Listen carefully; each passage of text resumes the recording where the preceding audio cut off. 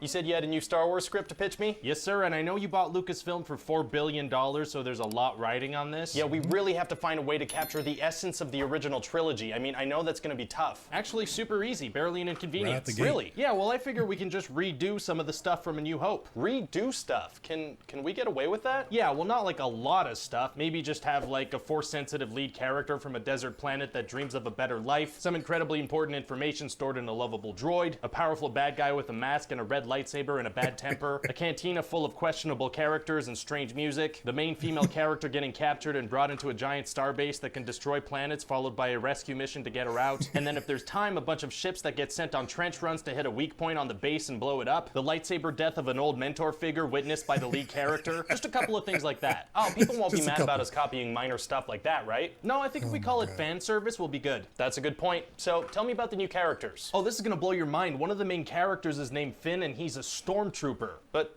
stormtroopers are evil. That's what's amazing about this. Finn realizes that killing innocent people is bad, and he doesn't want to do it. That's really good. That's gonna humanize stormtroopers. Exactly. They used to be these disposable things in Star Wars, and now it's like, these are people. These are real people with real emotions and feelings. Right, and stormtroopers didn't choose this life. Like, they were put into this at birth. It really makes you see stormtroopers in a new light. So how does Finn escape? Oh, well, he kills a bunch of stormtroopers and gets away. Oh, cool. Yeah, he and Poe have like a little stormtrooper murder rampage. Poe? Oh yeah, Poe is this awesome resistance pilot and also an opportunity for us to pull a Dumbledore if we want. Pull a Dumbledore? Yeah, that's when you wait a couple of years to reveal a character's sexual orientation. Oh. Yeah, there's kind of maybe a thing between him and Finn. We hint at it. Interesting. And then there's Raymond. Oh, who's he? No, she is the big star of this movie. And her name is Raymond? Raymond, yeah.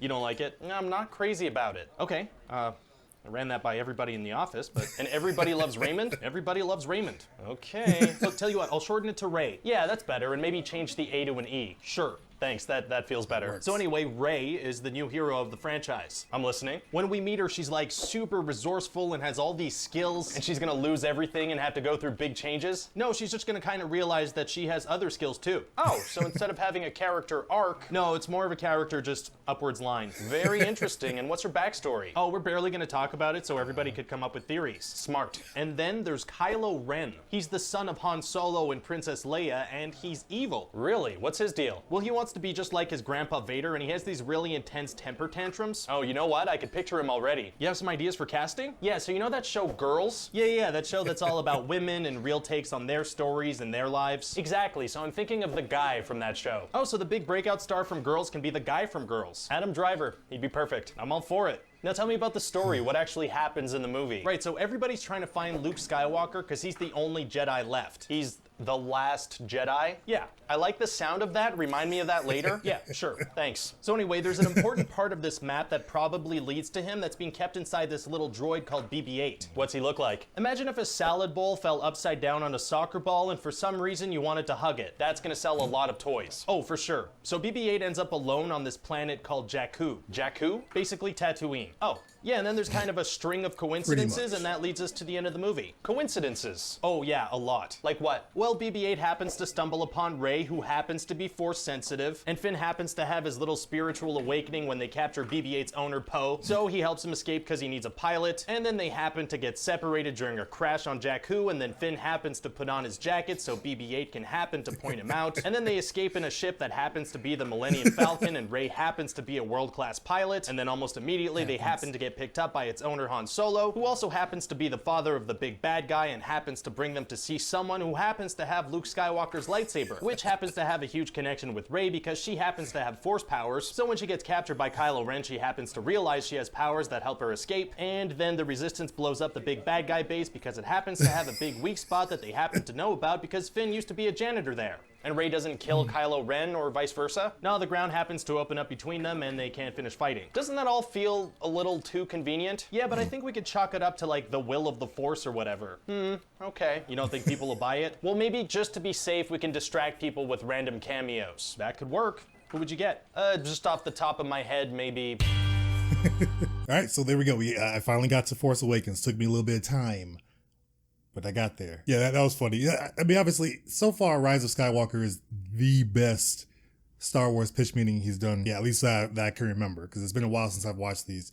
I don't remember anything about the prequel pitch meeting, so forgive me on that, but we're gonna get there. Obviously, a whole lot of fan service in The Force Awakens. It's one of the more fun movies to watch of the three. You already know my thoughts on The Last Jedi. You already know my thoughts on Rise of Skywalker, so I won't revisit that. But The Force Awakens, it was a fun movie. A lot of the same stuff that's happening in this movie we've seen in A New Hope, which obviously he speaks to here. But yeah, this was it was funny. It was good. I liked it. I mean, it's obviously there's a lot of issues with this sequel trilogy. So we've got this out the way. Now we're gonna get to the original trilogy. So we'll start with Return of the Jedi next week and work our way down till we get to the prequels. And then I think after I do these, then I'll do some of the offshoots like Solo, Star Wars Story, and then Rogue One. I don't know if he's done a Clone Wars, like the animated TV show one. I don't know if he's done that or not, but I'll check into that too. And then obviously maybe even The Mandalorian. He needs to maybe do something on that too. So we'll see. We'll get there. But let me know what you thought of this pitch meeting. Did you enjoy it? What are your thoughts on The Force Awakens? I've actually gotten a lot of comments on like all of the Star Wars movies as far as the sequel trilogy, just from the two that I've done already, Last Jedi and Rise of Skywalker. So I still want to know your thoughts on this pitch meeting, my reaction, and also just on the movie in general, your thoughts on The Force Awakens. So let me know in the comments below. As always, if you haven't done so yet, subscribe to the channel, like this video, and as always, I will see you on the next video.